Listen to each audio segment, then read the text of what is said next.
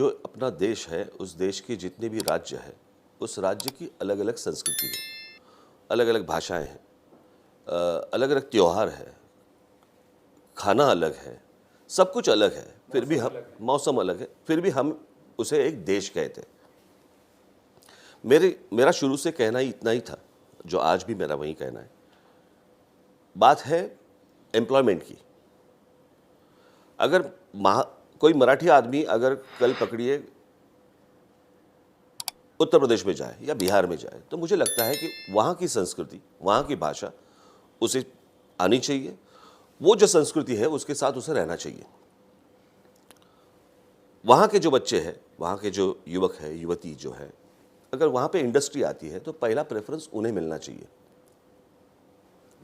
हर state में यही होता है। और वहाँ की देखिए, लैंग्वेज नाम की एक बात है जो कि कल नहीं पैदा हुई, जो इतने सालों से है।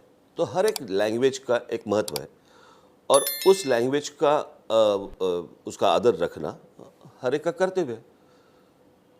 तो इसके हिसाब से जो आप जो मुझे पूछ रहे हैं, मैं समझ सकता हूँ क्या पूछ रहे हैं आप।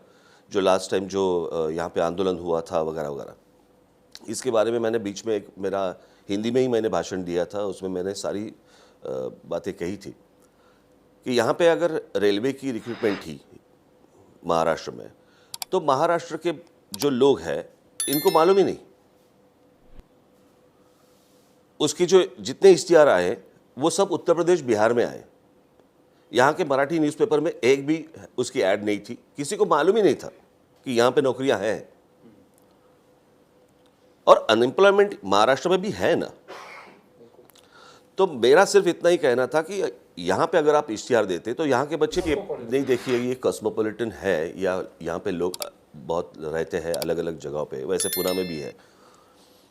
इसका मतलब ये नहीं कि ये, देखिए इसका एक संघर्ष हुआ था जिसको 1960 में 1960 में जिसको संयुक्त महाराष्ट्र समिति थी।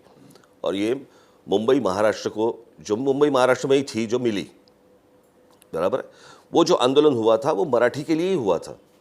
और अगर उस वक्त अगर आप देखते 1960 में, तो मुंबई में रहने वाले मराठी लोगों की संख्या कुछ 70% या 72% थी, बराबर है। आज अगर देखा जाए तो आप कुछ 38% या 40% मराठी लोग यहाँ पे रहते हैं, बाकी अलग अलग लोग यहाँ पे रहते हैं।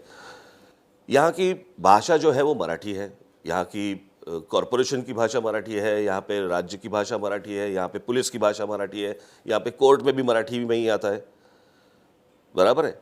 तो भाषा यहाँ की जो है वो मराठी ही है। भले आप बाहर से यहाँ पे आए और रहे, वो ठीक है, लेकिन इसका मतलब ये नहीं आप लैंग्वेज को ही निकाल ले। ये मुंबई महाराष्ट्र की राजधानी है, भले आप उसको कहें कि भाई वो एक फाइनेंशियल सेंटर है वगैरह वगैरह, ये सब ठीक है। आप जो बोल रहे हैं कि भाई बहुत सारी कंपनियों के मेन ऑफिसेस यहाँ पे है इसलिए टैक्स जाता है, लेकिन महाराष्ट्र, पूरा महाराष्ट्र कितना टैक्स भरता है वो भी तो देखना चाहिए। महाराष्ट्र में जितनी इंडस्ट्री है, मुझे नहीं लगता किसी स्टेट में इतनी इंडस्ट्री होगी। और ये इंडस्ट्री यहाँ पे आई महाराष्ट्र में, सिर्फ मुंबई में इंडस्ट्री नहीं है ना, महाराष्ट्र में हर जगहों पे है। तो ये इंडस्ट्री यहाँ पे आई क्यों? क्योंकि यहाँ पे माहौल उस तरह का था, लोग उस तरह के